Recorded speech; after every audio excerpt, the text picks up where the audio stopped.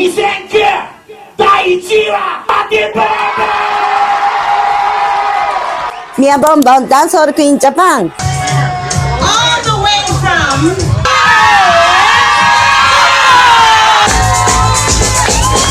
from銃撃戦に巻き込まれてパパパパパ Look to the east Boom boom Japan Welcome back to Caribbean in Japan channel. This time we bring you an interview with Dancehall Queen Japan Bonbon. 本日はダンスホールクイーンジャパンボンボンのインタビューをお届けいたします。2009年にダンスホールクイーンジャパンを優勝して、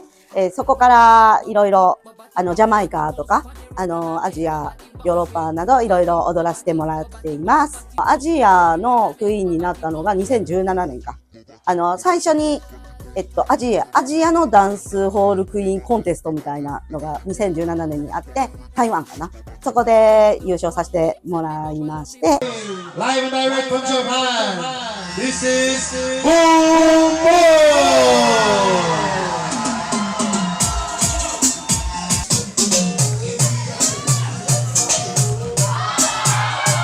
Boom! ジャマイカの方ではいくつか撮ってるんですけど、一番大きいのはやっぱりダンスホールクイーンインターナショナル、モンティゴベイでやってる。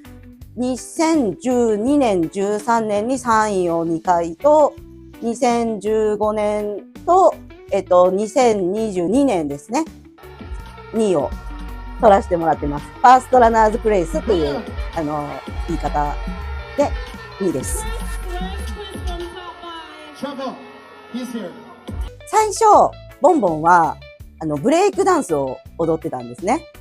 ある夜、横浜のクラブのブリッジっていうところで、フロアマスターズナイトっていうのがあって、バトルイベントですね。で、それに、もうあくまでブレイクダンサーとして遊びに行ってて、その時の横浜のクラブシーンって、レゲエ、ヒップホップとか、ばらけてなくて、結構こう一緒で、そこでショーケースにラブミルクが出てきたんですね。当時そのレゲエダンスっていうものがそんなに今ほどメジャーじゃなくて、なんか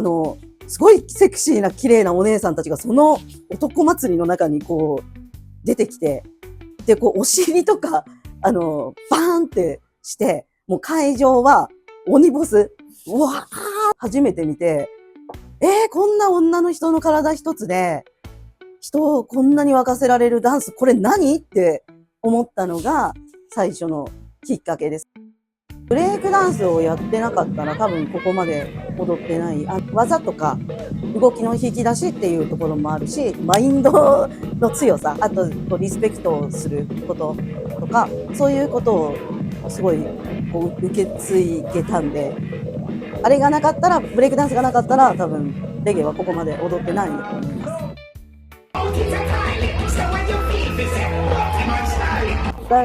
ジャパンのクイーンを取るまで、ボンボンはジャマイカに行ったことなかったんですよ。でもそれは怒られましてもうジャマイカにも行ったことがない、英語も喋れない、お前何やってんのみたいな。で、これはちょっとやばいなって思って、ダンスホールクイーンがジャマイカでやるのがいつも夏。で、5月に1回最初に行ったんですよね。初めてのジャマイカはですね、初めてのジャマイカは、とんでもない感じで、ドドスっていう、マフィアの、キングストンをこう、仕切ってるような、こう、マフィアがいたんですよ。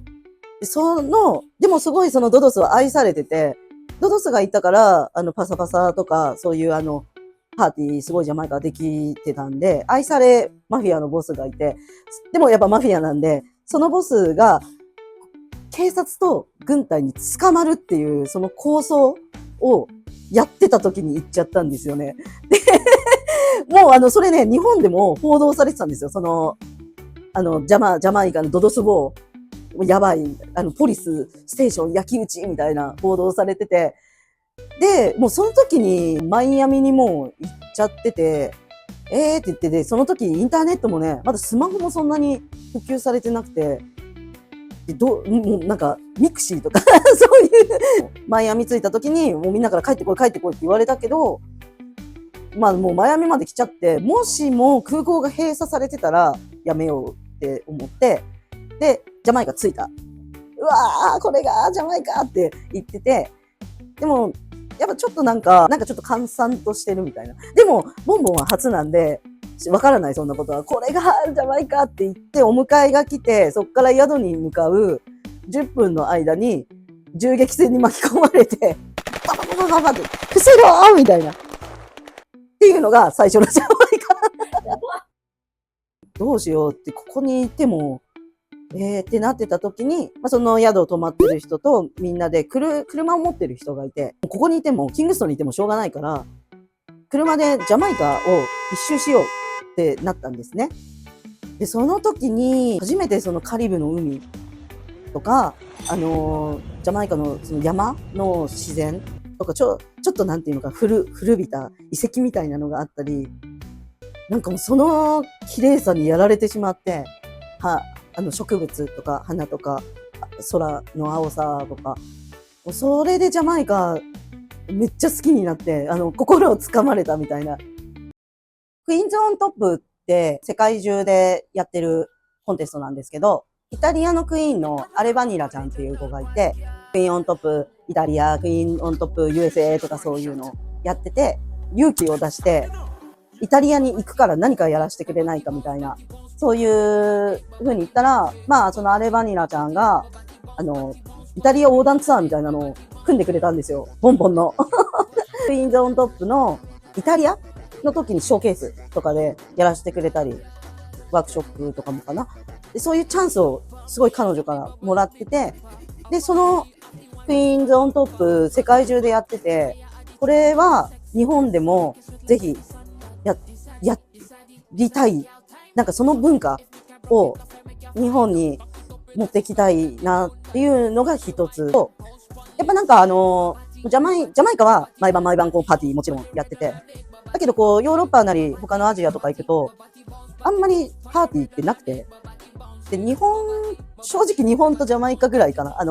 こんなにパーティーやって、サウンドがいる、歌い手がいる、ダンサーがいるって揃って、どっかしらでパーティーをずっとしてるっていう国って日本